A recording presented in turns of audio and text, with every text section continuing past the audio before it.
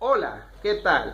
El pasado 27 de junio del 2024, la magistrada Miriam Germán Brito, Procuradora General de la República y jefa del Ministerio Público, convocó a un almuerzo a puertas cerradas en el Hotel El Embajador a los principales líderes de opinión y medios de comunicación del país, República Dominicana, para referirse a las declaraciones que emitió en cuanto a lo que es la libertad de expresión, en donde unas declaraciones dirigidas a Julio Martínez Pozo se interpretó como un atentado, una limitación a este derecho que tienen los dominicanos de expresarse libremente, así como también los cuestionamientos formulados por Estados Unidos respecto a la lucha contra la corrupción. En este encuentro a alguien se le ocurrió preguntarle a la magistrada en qué ha parado el caso Odebrecht 2.0.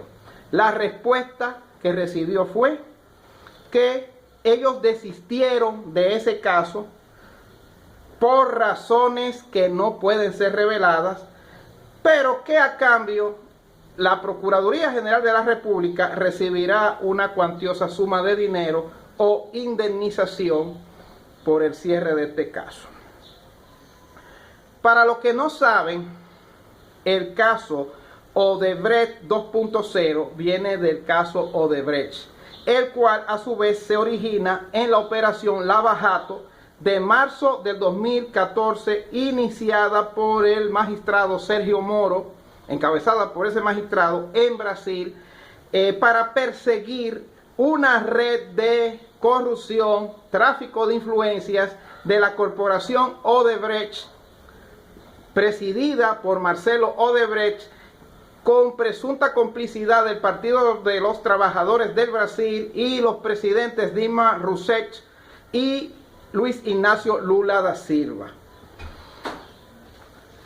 En ese entonces, como se trata de una red internacional en Latinoamérica, se iniciaron varios procesos paralelos, entre ellos República Dominicana, y de ahí también se abrió el expediente Odebrecht, en donde fueron acusados Ángel Rondón, Temístocle Montaz, entre otras personas más, en el llamado desfile de reinas, que se escenificó con estos funcionarios con show incluido.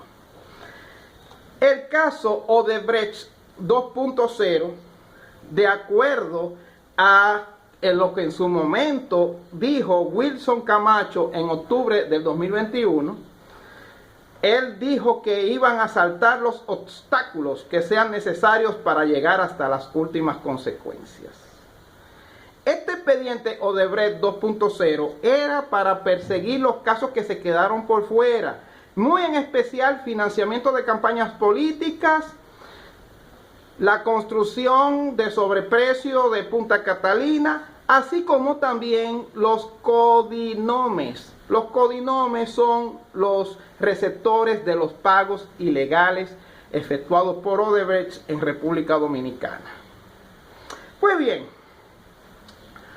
unos meses antes de la rimbombante declaración, proclama de guerra de Wilson Camacho, de que iban a llegar hasta las últimas consecuencias, la magistrada Miriam Germán había declarado en mayo del 2021 que este caso Odebrecht adolecía de algunas fallas. Una de ellas es que no había comunicación con Brasil. Y es lógico que así sea, porque para un caso que se origina en Brasil, donde los corruptores están en Brasil, donde el dinero sale del Brasil, y el dinero y la construcción y todo salían del Brasil, necesariamente la prueba tenía que llegar del Brasil. Brasil era que te tenía que decir a quién era que le pagaban, quién era el que le servía de puente, entre otras cosas más. E incluso si había que traer ese testigo, traérselo también, o hacer una rogatoria. Pero, ¿qué pasó posteriormente con el caso Odebrecht? ¿Por qué Miriam Germán dice que ella se va a reservar lo que todo el mundo sabe? Pues bien, vamos a hacer un poco de historia patria.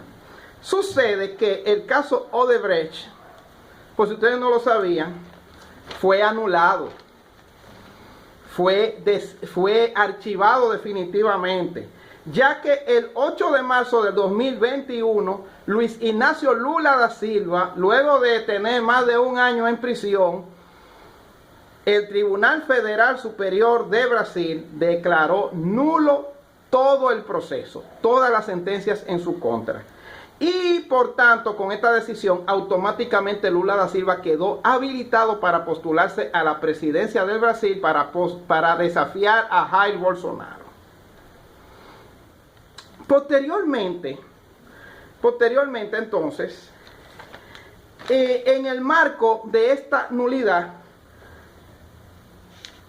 en fecha 28 de abril del 2022, la Comisión de Derechos Humanos de la Organización de las Naciones Unidas, ONU, la ONU, declaró que el caso seguido contra Luis Ignacio Lula da Silva fue injusto, fue falso, fue forjado, fue un expediente fabricado.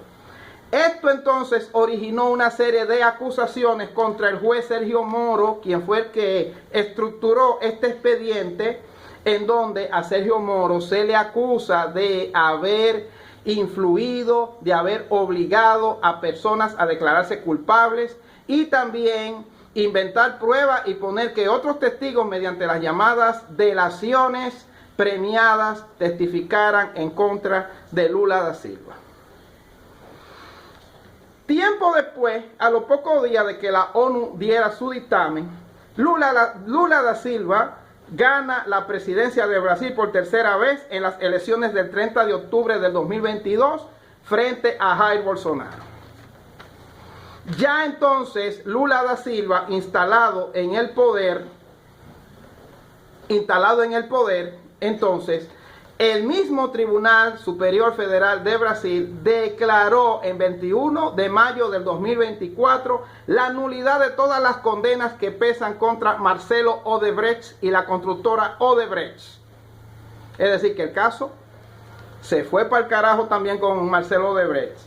Y en el marco de todo esto, en octubre del 2022, en concomitancia, la magistrada Miriam Germán recibió la visita de Usra Sella, subsecretaria de Estado para Asuntos de Democracia, Transparencia, Corrupción, entre otras cosas más, del gobierno de los Estados Unidos de América.